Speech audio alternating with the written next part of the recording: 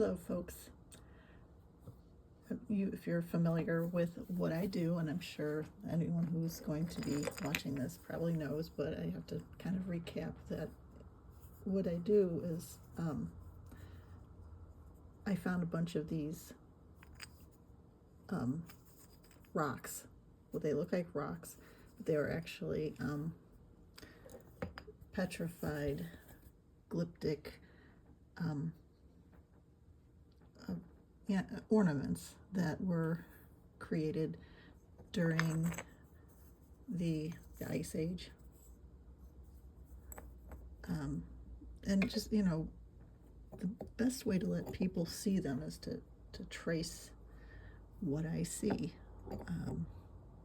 It kind of took me a while to understand the art, that you have to kind of turn it and you find different things.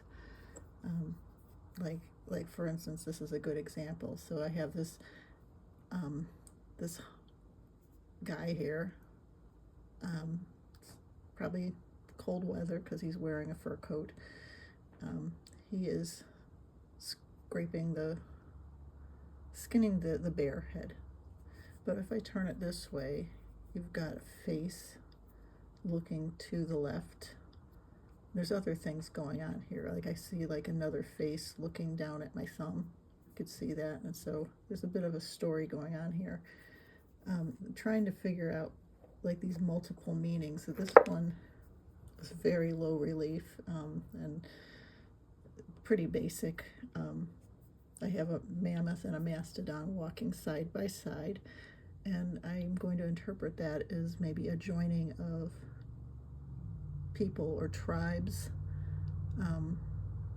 Someone suggested like two brothers, perhaps. But when you turn them over, you have like the mammoth head is over on the left and the mastodon's head is on the right. So when I turn it this way, you can still kind of see that mammoth head, that mammoth right there. I didn't want to paint the whole thing fully. That's what I just kind of left some of the color there. But just to show it's not me just painting rocks, it's me tracing what's already there. Okay, so, and this is one I should remove the paint from, but there's a bison on it. So here's one I didn't do. This is the one I want to talk about. And I sometimes like to have one that doesn't have any paint on it to just, use as just for demonstration purposes. Like we can see, this doesn't seem to make any sense. This is what I normally see. You could probably throw guesses at it, but not until I actually put some ink and start tracing those lines, it'll actually make a little more sense. So let's go on this side. Okay, I already see an ear up here on the upper left, and then kind of like a nose with kind of a loose lip right in front of over my little finger. And then there's an eye there. So what I'm going to say is that's probably a ground sloth. This part right here. So somebody probably had to roll up a piece of animal hide to create what looks like a big heavy stick. Because I've kind of discovered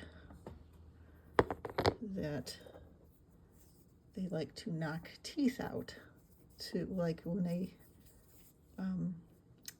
took down a big animal or any animal, like, the teeth. This is a sloth tooth, and it's been carved because this is art. Okay, that's what they consider art. I have other ones around here just kind of mixed in. Here's another sloth tooth that's been carved. Okay, so he's getting his teeth taken out. Poor sloth. Okay, so what's going on over here? There's always something going on. I mean, your guess is as good as mine, right? That kind of looks like a crow's head, right? But something I kind of noticed. Maybe this looks like a beak. And then it's like you can't see it, but it's almost like little wings, almost like a hummingbird flying.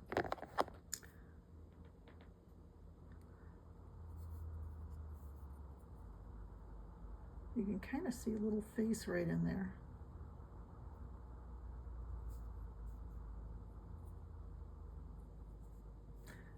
I've always thought this portion looked like a deer's rear end, but yeah, really.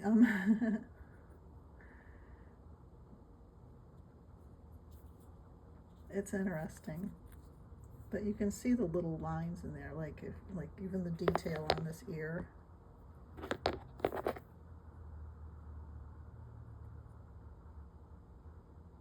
And that nostril up there. Looks like there's a little bit of teeth showing in there. And, you know, sloth is not something we recognize very easily. A mammoth might be something, because now we know this isn't a mastodon because the mastodons were shaped more like elephants, but the mammoth had the high shoulder. And then you can see whatever cat this is, it has a kind of a large tooth and it's snarling. There's the ear right there, the eye. These are clever. And then this becomes, was I drawing something on there recently? I must have been, because I now, in this light, I see pen marks.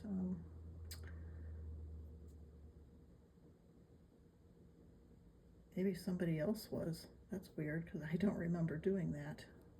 That's odd. I'm going to be very disturbed by that. Who was drawing on my animal? Who was... Am I forgetting what I do? I don't know, but I don't remember doing that. These ones, I tend to forget what I put in the boxes. I can feel the hair follicles on some of them, like this one. I guess that's a bison. This is a baby moccasin.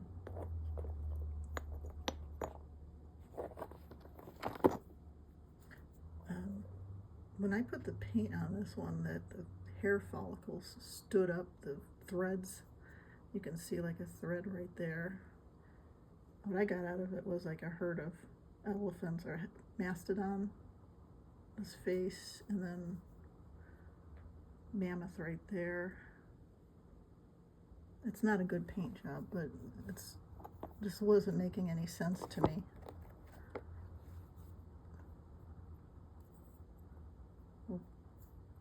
Animal skin, flat. That's where I keep this guy here. So this one doesn't need anything.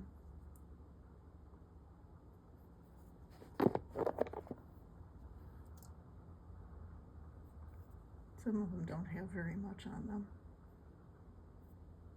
I think this one feels like a bone. Yeah, that's what that is. It's a bone.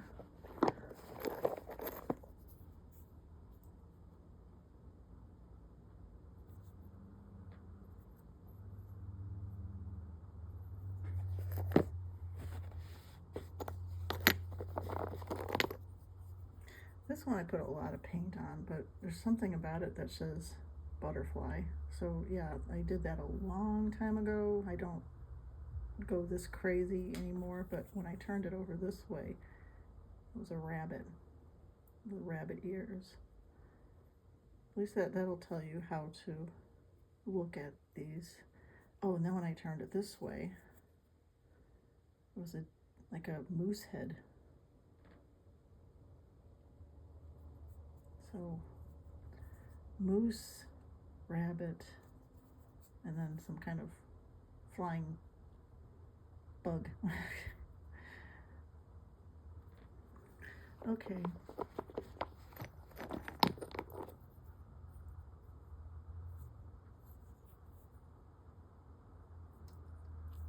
I forget, I think this is another bone carving. It's not very nice, but it has some potential to it. Alrighty. Okay, have a nice day, everyone.